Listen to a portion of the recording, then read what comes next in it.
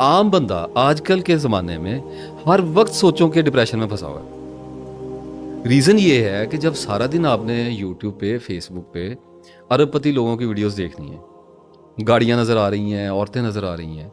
मतलब मैं I was surprised कि एक 15-16 साल का जो बच्चा है वो आजकल एक रात में इतनी खूबसूरत औरत की फहाशी देख सकता है जितनी बहुत बड़े बड़े बादशाहों ने अपनी सारी ज़िंदगी में नहीं देखी। इन वन नाइट आप कंटेंट की कंजम्पशन देखें कितने मैसिव स्केल पे हो रही है। तो इसको बर्दाश्त इस खोपड़ी ने करना है, ये गर्म होकर नरम हो जाती है, इसकी पुलपुली इतना ज्यादा इसके ऊपर दबाव पड़ता है। तो आप किसी भी आदमी को देखेंगे आजकल जिस गैर यकीनी सूरत हाल में से हम गुजर रहे हैं, खाली हमारे मुल्क की सूरत हाल का तो जो बेड़ा गर्क हुआ ही है, सियासत की, फाइनेंशियल की, जो भी हमारे सबके सामने है, इखलाकी इन्हितात उसके अलावा है, तलीमी पसमानदगी उसके अलावा हमारे साथ चल रही है, महंगाई उसके अलावा एक अलग जिन जो बोतल से बाहर आया हुआ है। अच्छा, लेकिन इसके साथ साथ पूरी दुनिया में ये क्योस मच गया है। ये इंफॉर्मेशन टेक्नोलॉजी का जो फ्लड आया है इंटरनेट का, यूट्यूब, सोशल मीडियाज़ के थ्रू। अब देखें, बात ये है कि बात तो मैं भी उस मीडिया के तवसल से ही कर रहा हूँ। इसी मीडिया पे अच्छा भी पड़ा है, इसी मीडिया पे बुरा भी चल रहा हुआ है। मैं तो बात करता होता हूँ कि इल्म नहीं बचाता आदमी को, इल्म नहीं बचाता, अरफान बचाता है। मेरे हाथ में मोबाइल है, इस मोबाइल में कुरान पाक भी पड़ा हुआ है, इस मोबाइल में उल्टी सीधी वीडियोस भी खुल जानी है, और मुझे दोनों का इल्म है। मुझे इल्म दे दिया गया कि ऑपरेट कैसे करना है, और उसके बाद मेरा टेस्ट आ गया। अब मुझे स्टिमुलस आएगा अल्लाह ताला की तरफ से, अच्छे या बुरे का आएगा, अब मैंने चूज करना है। अब ये इल्म तो कैसे बचाएगा इस चीज से? ये अरफान बचाएगा कि मैंने अच्छे की तरफ जाना है और बुरे की तरफ नहीं जाना। ये उस इल्म का अरफान है कि ये इल्म मुझे डैमेज भी कर सकता है। ये उस इल्म की पहचान है। खाली इल्म काफ़ी नहीं है। जब तक अल्लाह ताला इल्म को कबूल ना करे, आदमी को हिदायत ना दे, इल्म का करना क्या है? कूड़े का ढेर है, इकट्ठा करके बैठे में पाइल ऑफ इंफॉर्मेशन अपने माइंड में इकट्ठी कर ली है। इल्म तो बचा ही नहीं सकता। बैठा हुआ आदमी, अब देखें, एक आदमी के पास गन चलाने का नॉलेज आ गया तो गन भी आ गई। मुझे बताएं, बंदे को उस आदमी से बचाएगा कौन? क्या उसका इल्म बचा लेगा? वो हिफाजत के लिए आया था ना इल्म, कि मुझे कोई लूट ना ले, मेरे घर में कोई घुस ना जाए तो मैं गन रख लूं। लेकिन गुस्से में वो इल्म उसको बचाएगा? वो इल्म ईवल बन जाएगा और उसको पुश करेगा कि I have this, I know this, मैं इन्हों दसांगा। तो फिर अरफान बचाता है, उस इल्म का अरफान बचाता है कि ये इल्म अच्छा भी है, ये बुराई में भी शिफ्ट हो सकता है। अल्लाह ताला ने इल्म से ही शैतान को उस तरफ उसको फेल किया। इल्म ही था ना, बचा नहीं सका उसको।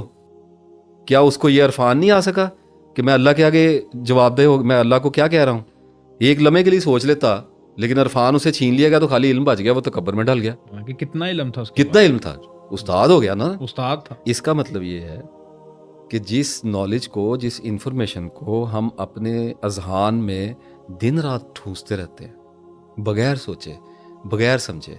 देखें, जब तक अल्लाह फोकस में नहीं है, हर शय बेतरतीब है।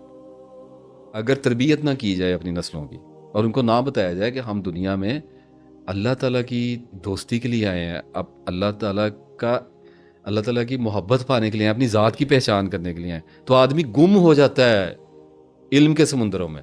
और वहाँ जाके वो बुले शाह ने कहा, पता नहीं किसने कहा, इल्मों बस करी हो यार। ठीक है, वो लोग सूफी रूहानी लोग उसको और तरफ ले गए। उसका मकसद ये था कि यार बस करो, कितना का पढ़ना है, अब कोई रिजल्ट निकालो, कहाँ पहुँच गए हो।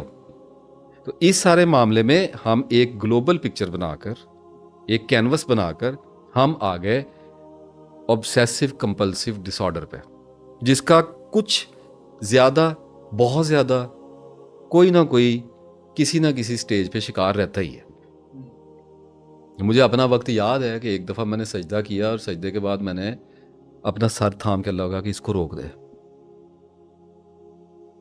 इसे सुकून देते। की चल गया है, इतना हीटअप हो जाता है, घबरा जाता है आदमी कि ये मेरे माइंड में चल क्या गया है। लोग सारा दिन रील्स देख रहे हैं, शॉर्ट्स देख रहे हैं, यूट्यूब पे, फेसबुक पे दिन रात लोग वीडियोस देख रहे हैं। अब तो मजदूर भी बैठे हैं, अब साइड में बैठे, वो भी लगे हुए हैं ऐसे स्वाइप करने के लिए बैठे।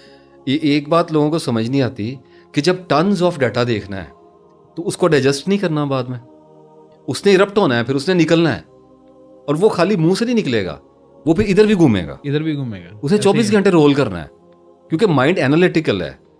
माइंड एक रिएक्टर है, वो एक न्यूक्लियर रिएक्टर है। उसने जो देख रहा है, जो सुन रहा है, जो परसीव कर रहा है, जो महसूस कर रहा है, उसका एनालाइज करना है उसको।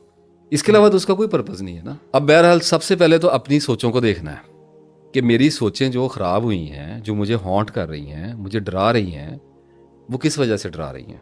Please for God sake, thought is thought, मियर thought, महज एक सोच है। क्या कह लेगी आपको, क्या करेगी?